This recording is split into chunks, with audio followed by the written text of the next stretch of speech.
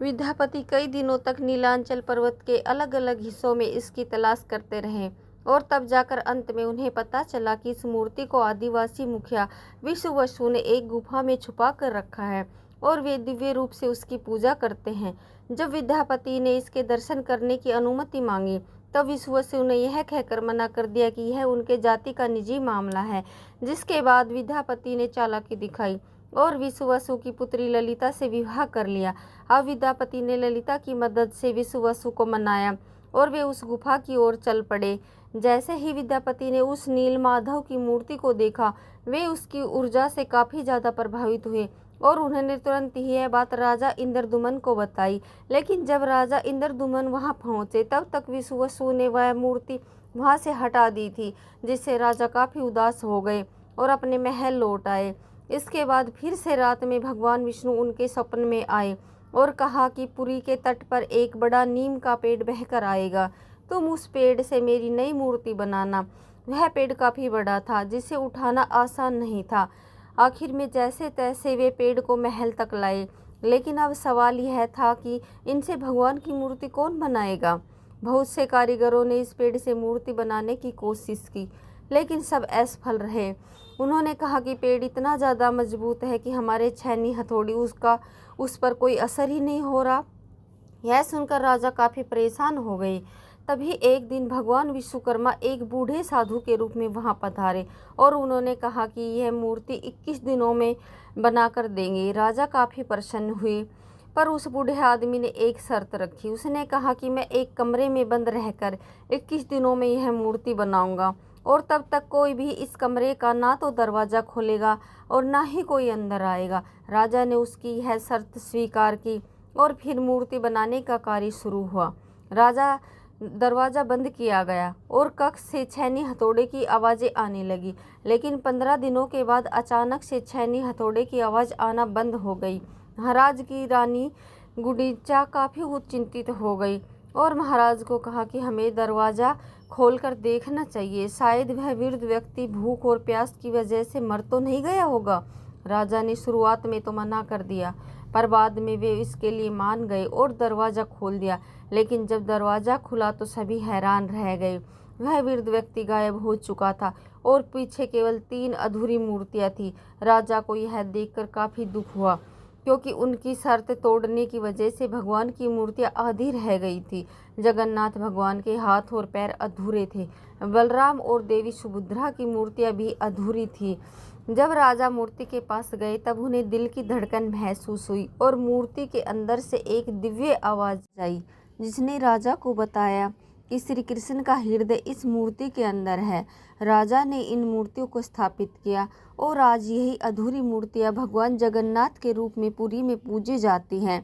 वैसे दोस्तों, आपको एक बात बता दूं, जो हो रहा है वह पहले ही लिखा जा चुका है और जो लिखा गया है वही होकर रहेगा।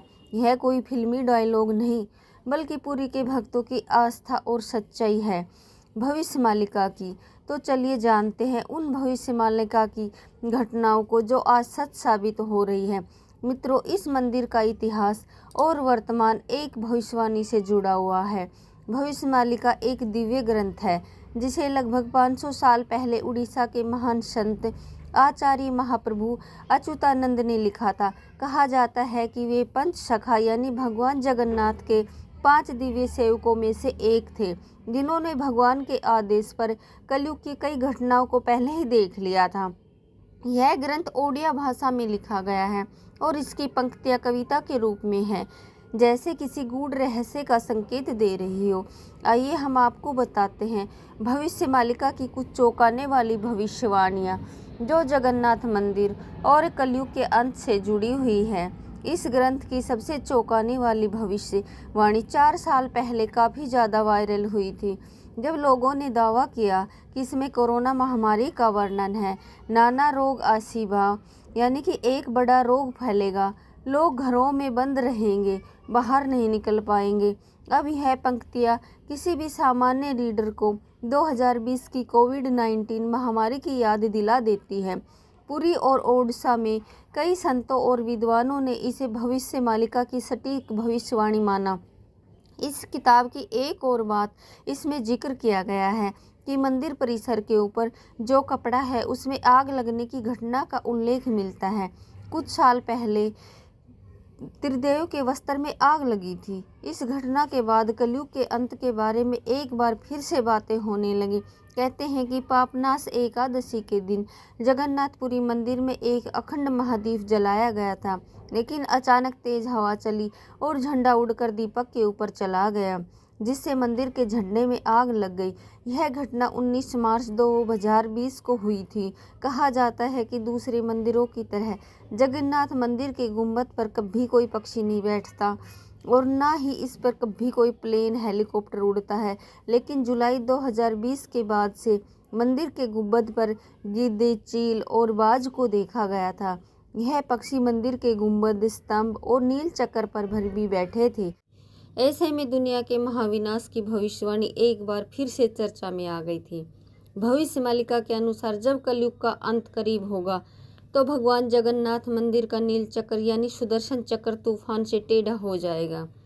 मई 2019 में समुद्री तूफान फानी के कारण यह विशालकाय चक्र टेढ़ा हो गया था। ऐसे ही और भी कई भविष्यवाणियां हैं जो सच हो चुकी है और कई प्रसिद्ध भविष्यवाणियां हैं जो आने वाले समय को लेकर की गई हैं। 3 रथ यात्राएं एक साथ रुकेंगी, नदियां उल्टी दिशा में बहेंगी, ब्रह्म तत्व मंदिर से गायब हो जाएगा और फिर में अंत में आएंगे भगवान के आखिरी अवतार कल्कि। अब दोस्तों आप ही सोचिए कि क्या ये महज संयोग है या सच में आचार्य अच्युतानंद को भविष्यदर्शी शक्तियाँ प्राप्त थी। अगर उन्होंने आज से सैकड़ों साल पहले ऐसी बातें लिख दी जो अब तक सच हो रही है, तो क्या हमें उनकी बाकी भविष्यवाणियों को भी गंभीरता से लेना चाहिए। भविष्य मालिका कोई साधारण ग्रंथ नहीं है, बल्कि वो कायनात का रोड मैप है जिसे बस समझने की ज़रूरत है कि जब मुगल सेना ने मंदिर पर आक्रमण किया तो क्या हुआ और कैसे ब्रिटिशर ने भक्तों की श्रद्धा को अंधविश्वास बताकर मंदिर को बंद करने की कोशिश की। सन 1558 उड़ीसा के पुरी इलाके में घना अंधकार छाया हुआ था, पर वो अंधकार आसमान में नहीं, लोगों के मन में था, क्योंकि इस बार कोई साधारण लुटेरा नहीं, मुगल सेना खुद मंदिर को गिराने के इरादे से आ रही थी। कला पहाड़ नाम का अफगान जनरल जो बंगाल का गवर्नर था, उसकी क्रूरता इतनी बदनाम थी कि उसका नाम सुनकर ही लोग कांप उठते थे। कहा जाता है कि वह सनातन धर्म और मंदिरों से विशेष नफरत रखता था। उस दिन उसकी फौज पूरी ताकत के साथ पुरी की ओर बढ़ी। घोड़े सर पर दौड़ रहे थे, तलवारें लहराई जा रही थी और मंदिर की शांति में एक भयंकर आंधी की आहट आने लगी। जैसे ही सैनिक मुख्य गर्भगृह की ओर बढ़े, अचानक मौसम बदल गया, तेज हवाएं चलने लगी, आकाश काला पड़ गया और मंदिर के चारों ओर एक रहस्यमय घना अंधेरा छा गया। मंदिर के भीतर से एक चमकती हुई रोशनी निकली जो किसी इंसान की नहीं थी। यह रोशनी जैसे ही बाहर आई, पूरा मैदान एकाएक शांत हो गया। सैनिकों में अफरा तफरी मच गई, कुछ बेहोश हो गए, कुछ उल्टा भागने लगे। बिना एक भी तलवार चले कला पहाड़ की पूरी फौज पीछे हट गई। अब जानते हैं पुरी के रसोई घर के बारे में। जगन्नाथपुरी का रसोई घर दुनिया की सबसे बड़ी और सबसे रहस्यमय रसोई है, जिसके अनोखे तथ्य और परंपरा भक्तों को आश्चर्यचकित कर देती है।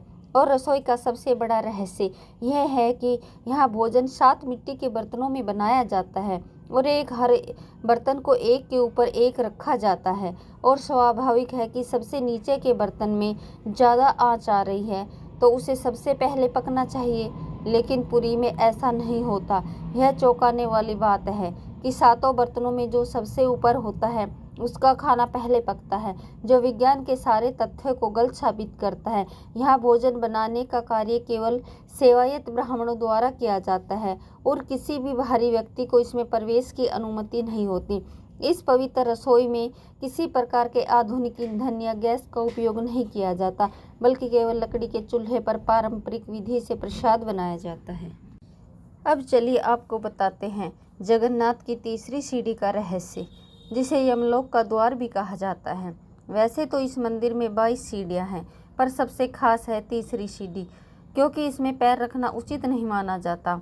धार्मिक कथाओं के अनुसार इस तीसरी सीढ़ी को यमशिला कहा जाता है और कहा जाता है कि जो भी मनुष्य इस तीसरी सीढ़ी पर पैर रखता है उसके पुण्य नष्ट हो जाते हैं और उसे यमलोक जाना पड़ता है। दरअसल एक बार यमराज जी भगवान जगन्नाथ के पास पहुँचे और उनसे कहा कि भगवान, भक्त जैसे ही आपके दर्शन करते हैं उनके सारे पाप मिट जाते हैं और अगर ऐसा ही चलता रहा तो सभी व्यक्ति जगन्नाथपुरी के दर्शन करके पापों से मुक्त हो जाएंगे, जिसे यमलोक में कोई नहीं आएगा। तब भगवान जगन्नाथ ने कहा कि तुम इस मंदिर की तीसरी सीढ़ी पर अपना स्थान ग्रहण कर लो और जो भी इस मंदिर की तीसरी सीढ़ी पर पैर रखेगा उसके पुण्य शून्य हो जाएंगे और उसे यमलोक जाना ही पड़ेगा। और तभी से इस सीढ़ी को यमशिला कहा जाता है, क्योंकि इसमें यम का वास है। अगर हम पूरी मंदिर के ऊपर लगे सुदर्शन चक्र की बात करें तो देखने वालों ने यह दावा किया है कि यह सुदर्शन चक्र को आप मंदिर के किसी भी कोने से देखोगे तो ऐसा लगेगा मानो आपको ही देख रहा हो। मतलब इसे जिस भी दिशा से देखो यह सामने की ओर ही दिखता है। इसे आम भाषा में आर्टिफिशियल इल्यूजन कहा जाता है, पर यह आज भी विज्ञान के परे है कि कैसे इतने भारी चक्र को मंदिर के ऊपर लगाया गया और कैसे उस समय के लोगों ने यह आर्टिफिशियल इल्यूजन बनाया जिससे चक्र हमेशा सामने की ओर दिखता है। इसे आज भी विज्ञान नहीं समझ पाया, पर भक्तों के अनुसार यह श्री कृष्ण का चक्र है जिसे उन्होंने इस दुनिया की रक्षा के लिए इस मंदिर में स्थापित किया है। और भविष्य मालिका की एक और पंक्ति के हिसाब से जब यह मंदिर समुद्र के अंदर समा जाएगा तब कलयुग अपने अंतिम चरण पर होगा और